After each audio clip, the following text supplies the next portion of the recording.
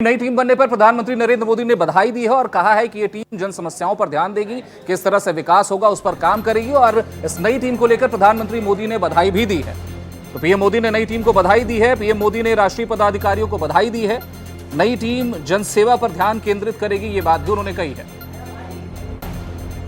नई टीम के ऐलान के बाद देखा जाए तो जितने भी बड़े नेता हैं सभी बधाई दे रहे हैं, जिनका नाम इसमें शामिल है। कई सारे ऐसे लोग हैं जो टीम को लेकर अब ये भी कह रहे हैं कि क्योंकि चुनाव है तो चुनाव को देखते हुए, चुनाव को ध्यान में रखते हुए इस टीम का ऐलान किया गया है।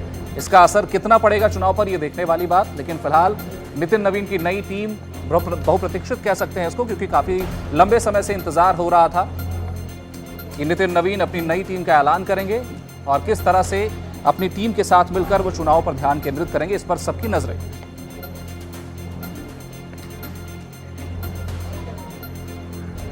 तो प्रधानमंत्री नरेंद्र मोदी ने नई टीम को बधाई दी है। पीएम मोदी ने राष्ट्रीय पदाधिकारियों को बधाई दी है। नई टीम जनसेवा पर ध्यान केंद्रित करेगी, ये बात कही है प्रधानमंत्री नरेंद्र मोदी ने। तो पिछले लंबे समय से इंतजार हो रहा था लिस्ट को लेकर, किस तरह से इसमें किन किन शहरों को जगह दी जाएगी, कौन से ऐसे नाम हैं जिनको हटाया जाएगा, क्योंकि कई ऐसे बड़े चेहरे हैं जिनकी छुट्टी की गई है।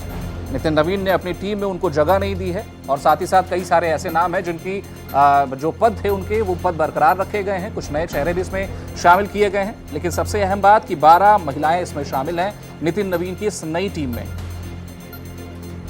तो इस टीम को लेकर प्रधानमंत्री ने बधाई दी है और ये भी कहा है कि जनसेवा पर ये टीम अपना पूरा ध्यान केंद्रित करेगी। और साथ ही साथ कई सारे ऐसे नाम हैं जो पूरी तरह से एक्टिव रहते हैं, अपने क्षेत्र में भी एक्टिव रहते हैं। चुनाव के मद्देनजर उन नामों की घोषणा और उन नामों को नितिन नवीन की टीम में जगह मिलने पर कहीं ना कहीं अब ये भी सबकी नजरें उस पर टिकी हुई है, किस तरह से चुनावी मैनेजमेंट होता है, किस तरह से आगामी चुनाव में ये टीम मिलकर काम करती है और जो चुनौतियां फिलहाल सामने आ रही हैं बीजेपी के, किस तरह से उन चुनौतियों का सामना करती है नितिन नवीन की ये नई टीम। तो इन सभी चीजों पर सबकी नजर। लेकिन नई टीम बनने के बाद प्रधानमंत्री नरेंद्र मोदी से लेकर तमाम दिग्गज नेताओं ने बधाई दी है और यह भी कहा है कि ये टीम जनसेवा पर ध्यान केंद्रित करेगी। तो बहुप्रतीक्षित टीम का ऐलान हो गया नितिन नवीन के। कई सारे नाम इसमें शामिल हैं, कई सारे लोगों को छुट्टी की गई है, कई सारे लोगों को बाहर का रास्ता भी दिखाया गया इस लिस्ट में। इस लिस्ट में अगर तो ज्यादा जानकारी के साथ हमारी सहयोगी कोमल शर्मा जुड़ गई। कोमल जी, जिस तरह से अब नई टीम का ऐलान हो गया है, क्या विशेष इस टीम में देखने को मिला, क्योंकि कई सारे ऐसे नाम हैं जिनको बाहर का रास्ता दिखाया गया, कुछ ऐसे नाम हैं जिनको बड़ा पद दिया गया है इस लिस्ट में। बिल्कुल, देखिए, अगर इस टीम की अगर आप बात करते हैं तो ये टीम ने आपको जो एक मिश्रण दिखाई दिया है वो ये दिखाई दिया है कि अनुभवी चेहरे एक साथ हैं, कुछ पुराने कुछ नए।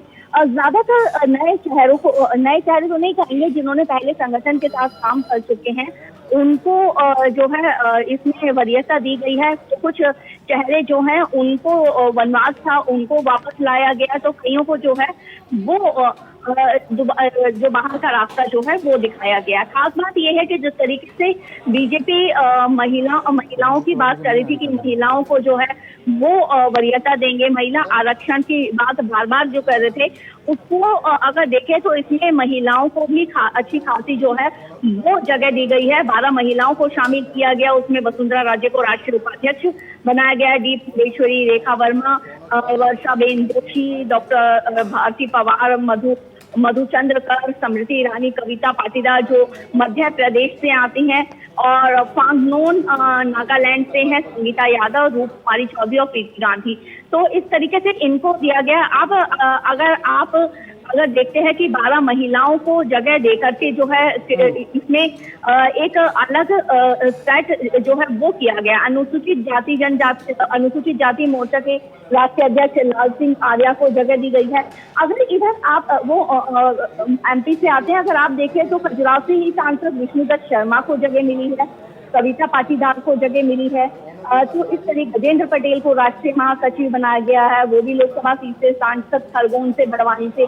तो इस तरीके से जो है वो यहाँ पर इनको मध्य प्रदेश को भी राज्य के हिसाब से जगह दी गई है। अब बात करते हैं, बाहर की बात करें तो अमित मालवीय जो अभी तक इनकी टीम संभालते थे, IT टीम आईटी सेल के थे उनको जगह नहीं दी गई है। अरुण सिंह, संजय मयूख। चलिए बिल्कुल कोमल जी, अब कहा जा सकता है कि कुछ सोच विचार के बाद ही नितिन नवीन ने अपनी ये टीम बनाई होगी, क्योंकि आगे आने वाले चुनाव भी बेहद अहम है। फिलहाल हमारे साथ जुड़ने के लिए और जानकारी साझा करने के लिए धन्यवाद आपका।